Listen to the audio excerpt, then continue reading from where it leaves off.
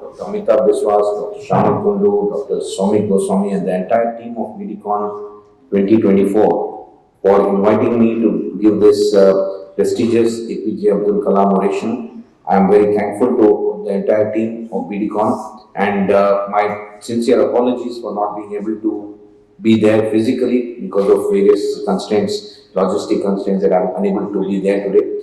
But nevertheless, I thought that for this oration, I will choose a topic of managing diabetes in the first year. How does it matter, and why it matters, and how to make it matter.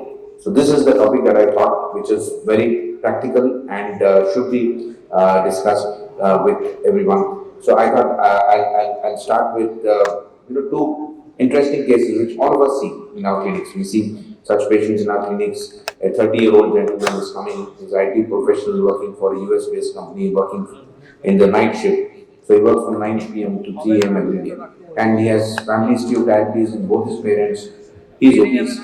His BMI is 32 kg per meter square. He has sedentary habits. He snacks at night during his working hours and goes for a routine annual check. And when he goes for he's otherwise asymptomatic, and on a routine annual check, he's found to have a fasting blood glucose of 224, PP of 354, and HbA1c of 10.4. He doesn't believe these reports. He's got a lipid abnormalities, as you can see. LDL is 128, his creatinine is 1.3 milligram per dl. His BP is also on the higher side, 144 by 86. So clearly, what we are seeing is that this is a typical type of patient that we are seeing who is otherwise asymptomatic but has diabetes, and there are many factors contributing to that. So how would you advise such patients? They would, many of us may advise just lifestyle and ask him to come back after some time. Some of us may initiate him on a single molecule like metformin along with lifestyle, or it may be, some of us would prefer to use insulin for a few weeks and then shift him back to AD. Some of us may initiate with the triple drug combination. So let us discuss further and then come back to this patient later on. And similarly, we have another 26-year-old young lady who's again working in the night shift, and she's noticed weight gain for a few months, and her BMI is 27 kg per meter square. She again on routine evaluation is found to have diabetes. HbA1c is 8.3, thyroid profile is normal, lipid profile again shows a LDL of 146. She's advised lifestyle metformin. She refuses to accept that she has diabetes, and she doesn't want to take any medications and doesn't want to come for follow-up again. So these are the kinds of individuals who are coming to us with diabetes, and it is our duty to see that we need to treat them adequately. And how do we do that? And what is the reason for, what is the basis for managing them well in the first year of their diabetes, or when they're detected to have diabetes. So having looked at those two cases, let me just show you the prevalence of diabetes. We all know, I don't have to tell you that diabetes is increasing globally, and today we are saying that diabetes has become an important cause, contributing to over 1.5 million deaths across the globe, and 48% of these are occurring below the age of 70 years.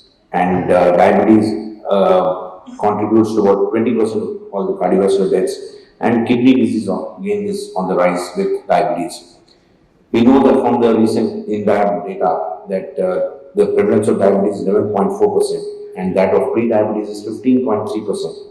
Showing that we have a significant burden of diabetes, almost 100 million people with diabetes, 150 million people with pre-diabetes, and a host of all the other problems that we all know of. And the important part is that 44% of these individuals with diabetes are undiagnosed. So they will end up with complications if they are not diagnosed early. So that is something which we have to keep in mind. And we all know that the major problems of diabetes are not because of because of the various complications that happen. Whether you look at the microvascular complications, which cause significant distress to the individual, while the macrovascular complications are the major cause of mortality in people with diabetes, contributing to almost 70% of the deaths in diabetes. Now, cardiovascular complications constitute both the cardiovascular disease, the peripheral arterial disease, and even the cerebrovascular. So all of them together contribute to 70% of the mortality. And what we also say is that there is clustering of these complications. That is, those who develop cardiovascular CKD have a much higher risk of cardiovascular disease. Those who develop cardiovascular disease have a risk for developing CKD and also developing heart failure. So all this together, increases the morbidity and increases the mortality in people with diabetes. We know that diabetes is caused by various factors. That is, hyperglycemia is contributed by 8 different mechanisms as discussed by Professor DeFronzo, who proposed this ominous octet. And now we have medications to tackle each of these different pathophysiological abnormalities which are contributing to hyperglycemia. So it is important that we understand that although we have several different mechanisms contributing to the hyperglycemia, it is the beta cell failure which is very important, and we also have sufficient data to say that we tend to have a lower beta cell function at any given level of insulin resistance, and our population tends to develop diabetes early. And we are different from the rest of the world because of various factors. We could say that we have a typical phenotype where we are. This is very elegant study from Dr. Yajnik and his group way back in 2001, where he has shown that we are developing diabetes at an earlier age, at least 10 years earlier than the rest of the world. And then we tend to have a BMI which is developing diabetes at a BMI which is lower BMI with lower mid-arm circumference, but with higher abdominal fat or visceral fat and even ectopic fat, which is contributing significantly to the insulin resistance. And therefore, we have a higher waist-hip ratio, we have higher fat percentage, higher abdominal fat, higher visceral fat, higher risk of having metabolism associated steatotic liver disease, which is again a manifestation of ectopic fat deposition in the liver. So all these problems are more in our population. We tend to have this unique phenotype which we all speak about, that we tend to have a lower BMI and at a lower age we develop diabetes. We tend to have more of abdominal obesity. Hypertension is more common in our population. Dyslipidemia is more common, and we tend to have more of cardiovascular disease. And so we have this strong familial aggregation, unique genes, tryptine genotype, which is contributing to this unique phenotype seen in our population. And I think the important factor that is contributing is the rapid rural to urban migration, which is changing the lifestyle and which is contributing towards the increase in the epidemic of diabetes. And we also know the various complications of diabetes, as I just mentioned, that they are contributing towards the morbidity and mortality because of diabetes. So the important message is that we need to identify diabetes early and see try to prevent the complications. How do we do that? What is the evidence for that? So if you look at diabetes, it adversely affects the lives of Indians. You could say that diabetes can reduce the lifespan by almost 6 to 14 years when compared to people without diabetes. And this is because of the various complications, whether it's because of kidney disease or whether it's because of the heart disease, that we are seeing a significant reduction in the life expectation with diabetes. Particularly when these complications are present, the reduction in life expectation is significant. And do we have evidence to say that we can prevent this? Yes, we need to. That is what I'm going to show you in the next few minutes. And I would like to start by saying that early intensive therapy is important because the first year of diabetes management is very pivotal in setting the trajectory for the long-term health outcomes. Early glycemic control, comprehensive education, lifestyle modifications, psychological support, and personalized care are very crucial in the first year of diabetes. The efforts made during this period have lasting benefits. They reduce the rates of complications and enhance the quality of life for patients with diabetes. So what is the evidence that we have? We have evidence from the DCT study which looked at people with type 1 diabetes and showed that with the intensive control, 2% reduction in HbA1c could reduce the risk of complications by almost 60%. And from the and the UKPDA study, for those of you who are not very familiar with it, this is a study which enrolled patients with type 2 diabetes across the many centers in the UK.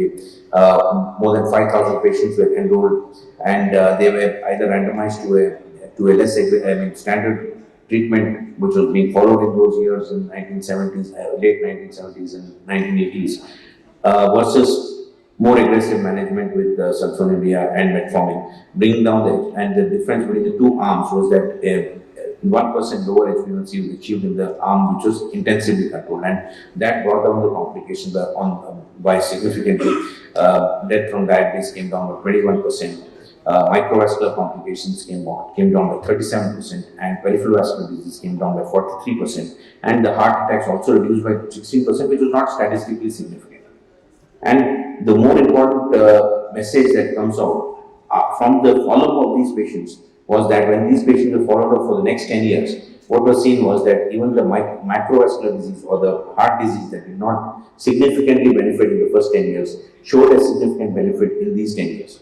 And they continue to have the benefits in the microvascular complications. And that is, mind you, with both the arms maintaining almost the same glucose control, higher than what was maintained in the first 10 years. So this clearly shows that there is a concept of metabolic memory, or there is a legacy produced by this early intensive control, which continue to have the benefit.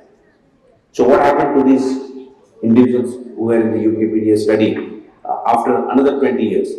So in the first 20 years, we have seen, if you look at the next 20 years also, we had a recent publication which in 2022, which brought out the data from these patients who were had early intensive control versus those who were managed in the conventional way in those days.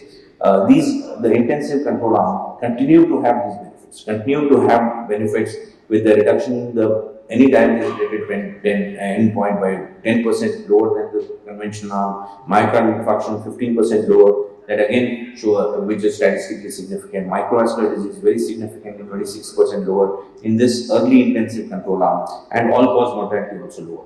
So what is clearly seen is that this legacy effect which we are speaking about continues to be there, and early intensive glycemic control with whatever agent you use, sulfonylurea, insulin or metformin, compared with conventional glycemic control, provided a near lifelong reduced risk of death and myocardial infarction. So achieving near normal glycemia immediately following diagnosis might be essential to minimize the lifetime risk of developing diabetes-related complications to the greatest possible extent. This is an important message which has come out from the 40-year follow-up of this UKPDS study. And as you can see clearly, the reduction in all the complications is significant at this end of this long follow-up of these patients.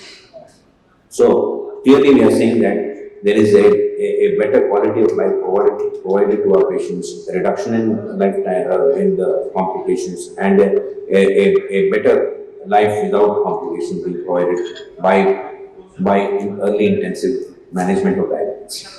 Now let us look at some other studies. This is a study, interesting study from Kamlesh Kunti and his group. They looked at people who were able to achieve HbA1c of less than 7% in the first year of their diabetes, as compared to those who could not achieve that. So when you look at the comparison between these two, those who could not achieve this goal of less than 7% in the first year of diabetes, and when they followed up for 5.3 years, at the end of 5.3 years, they had a significantly increased risk of MI by 67%, strokes by 51% increased risk of strokes, heart failure increased by 64%, and the composite CV endpoints increased by 62%. So clearly, those who were able to achieve near normal glucose levels in the first year of diabetes could benefit a lot, and those who did not achieve this had a much higher risk of various complications. So this early dysglycemic legacy, you can call it, if you look at it from the other way, say that those who are having this early dysglycemia continue to have ill effects of that, while those who could achieve good glycemic control in the first year had significant benefits which continue to last for many, many years. So it is important that we should provide a good legacy of life free from complications to our patients. But what is happening in real life? Look at this Discover study program. The results of this is a global study which looked at what are the HbA1c levels across the globe. And what did they find is that globally, almost one quarter of patients had HbA1c more than 9%. And if you look at the number of people having less than 7%, it is a dismal about 20% or so. So only one-fifth of the patients are able to achieve that, and if you see, only 17.4 attain HbA1c of less than 7% in Southeast Asian population. So clearly showing that there is a lot more that we need to do. We need to bring our patients to better glycemic control so as to provide them a life free of complications. So what are the challenges in doing so? There are many challenges. There are physician-related challenges where many of us fail to adopt this treat-to-target approach. So earlier we were using a stepwise approach where we used to use one agent. If it fails to get the patient under control, then you use another agent. Even before that, you would just advise lifestyle for many months or years also. So what happens is that in such approaches, patient doesn't come back also, and even when he is coming back and you're giving him taking a long time to get him under control, you're not actually providing that early benefit that or a good legacy of glycemic control that needs to be provided to the patient. So therefore, what is important is that we adopt a treat-to-target approach rather than a stepwise increasing approach. So there could be other medication-related issues because today we know that there are 7 different or 8 different pathways contributing towards hyperglycemia, and each of them has different medications to address these issues. And a single molecule may not be able to address all the issues. So we often need combination therapy to get our patients to target glycemic control, and therefore using combination therapy is more important. And patients may have concerns about using many medications, and there could be other concerns of patients of the adverse effects of medications, their cost of medications, the complexity of therapy. All these concerns are there. Many times they may be worried about the complications, go to alternative therapies, but it is important, it is our duty to educate our patients about the need for early control of diabetes, early appropriate control, if not aggressive, we could say early appropriate control. So as to give them a good legacy of protection from complications. So the other points that I would like to highlight here is that we often, we just looked at those 2 cases in the beginning where we said that there are 2 young people with diabetes. So young onset diabetes is on the increase, young onset type 2 diabetes is increased, the global prevalence of diabetes. Globally this is increasing. In our country also this is becoming an increasing trend. We said we tend to have diabetes generally in earlier ages, and and one of the studies can show. This was a campaign which I'm sure many of you would have been part of this. This was a Defeat Diabetes campaign which we conducted under the RSSDI in 2021, where we screened 1 million people on one particular day to increase the awareness about diabetes, and also to look for the glycemic status of our people with diabetes. And what did we find in that screening was that we did 1 million tests on 29th of September 2021, and after cleaning all the data and all that, because of some loss of data was there because of not proper recording and all that, but of the data that was collected, we analyzed about 2,25,000 data from 2,25,000 patients, and what we realized is that what we see in that is that the prevalence of diabetes is very high in the younger ages. Many of them are not aware that they have diabetes. We identified 10% of people who were screened were found to be newly detected diabetes. 35% of them were already having diabetes. So this may not be giving the true reflection of the population prevalence, because these are people who have come to clinics for various reasons. They may not have come for diabetes, they may be attenders of patients, there may be others, but 9.8% of them were newly diagnosed to have diabetes. So that shows the burden of undetected diabetes in our country, and also the other fact that comes out is that we have diabetes occurring at a younger age. So if you see less than 35, almost 18% prevalence of the diabetics was less than 35, less than 25 was 10%, and less than 30 years was 13%. So clearly showing that at younger ages we are having people developing diabetes, and are these people, how is the risk of complications of these younger people? We need to look at that, and it also gives us a message that we need to screen people for diabetes starting from the age of 20 or 25 years, so that we don't miss out on people who are having diabetes and who are not aware of this. And the other important point is that even without a family history, many of them had diabetes, and therefore it is important that you need to screen people above the age of 25 for diabetes and identify diabetes early and protect them from the various complications. And the other important message that we see is that that we need to identify diabetes early.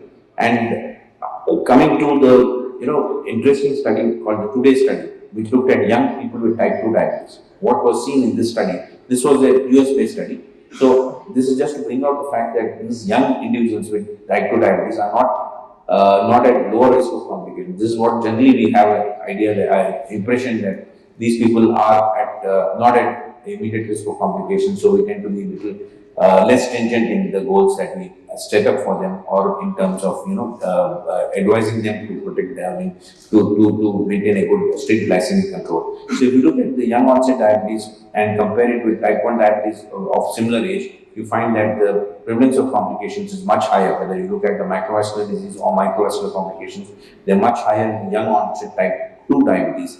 And therefore, we need to have a more aggressive treatment approach for these young onset type 2 diabetes as compared to even type 1 diabetes. So, coming back to this, all the data that we have seen and what we have understood from that is that diabetes is occurring at a younger age in our population. We need to be vigilant in terms of screening for people for diabetes early in their early, and also identifying diabetes early, educating them about the need for better glycemic management, the need for establishing healthy habits, and providing them comprehensive health education.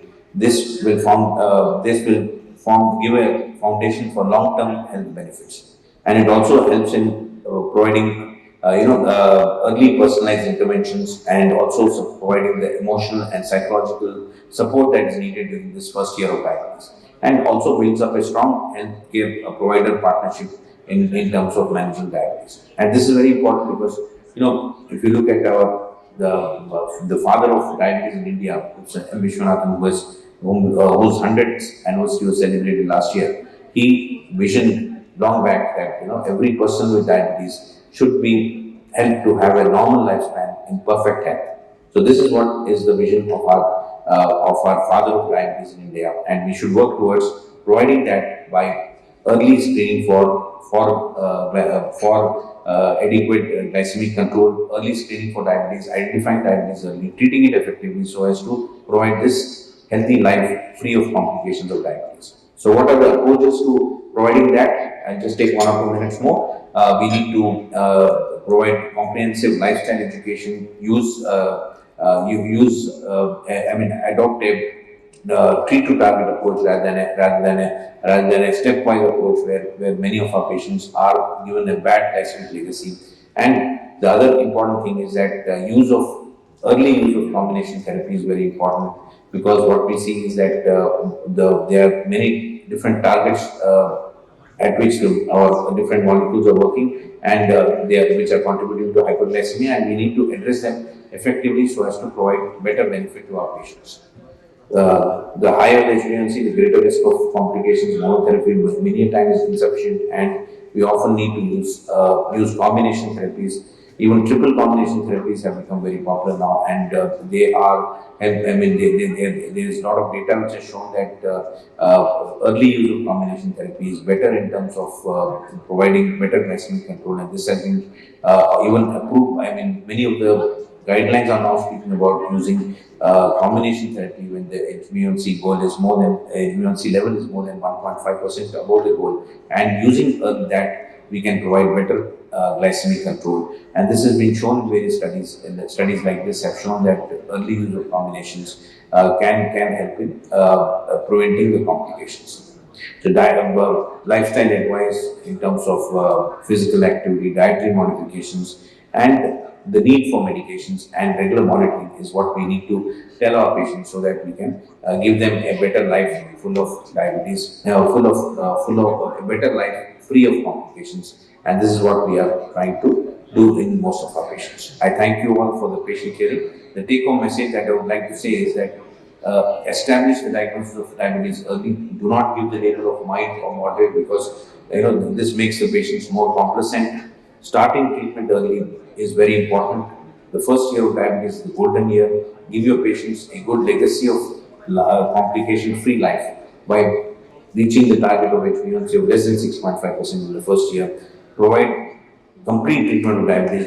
Do not forget to look at the comorbidities like hypertension, dyslipidemia, and motivate your patients for regular exercise, medication, and monitoring for therapy. With that, I conclude. Thank you all for being here, and thanks for giving me this unique honor of bestowing this oration to me. Thank you. Thank you all.